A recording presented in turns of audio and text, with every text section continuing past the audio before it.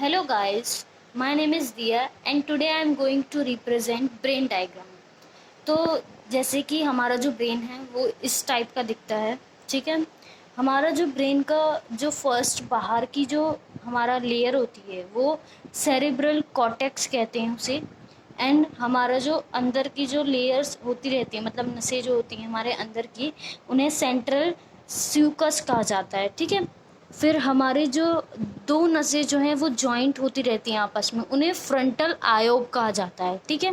फिर उसके बाद हमारा जो ब्रेन में अंदर के जो पार्ट्स होते हैं, कुछ थोड़ी स्पेस उनमें रह जाता है, तो उसे पेरिएटल आयोब कहा जाता है, ठीक है। फिर उसके बाद हमारा जो और अंदर वाली जो लेयर होती हैं तो उन्हें पेरियोटो ऑसिपिटल स्यूकस कहा जाता है, ठीक है।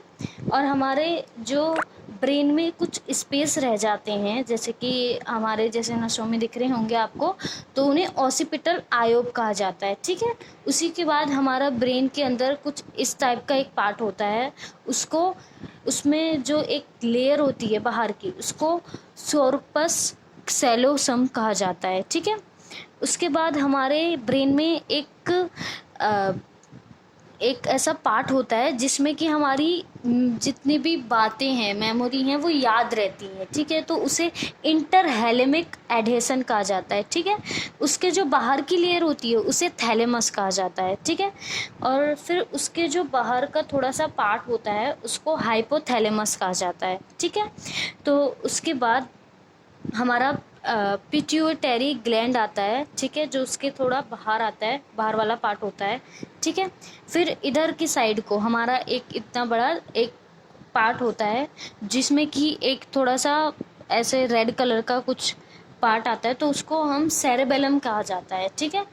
सेरेबेलम के बाद हमारा जो स्पाइनल कॉर्ड से के पास जाती हुई जो लेयर आती, जो हमारा पार्ट आता है, उसमें फर्स्ट पार्ट जो है वो होता है पॉन्स, ठीक है। ये जो येलो वाला लेयर है आपको दिख रहा होगा वो पॉन्स है, ठीक है।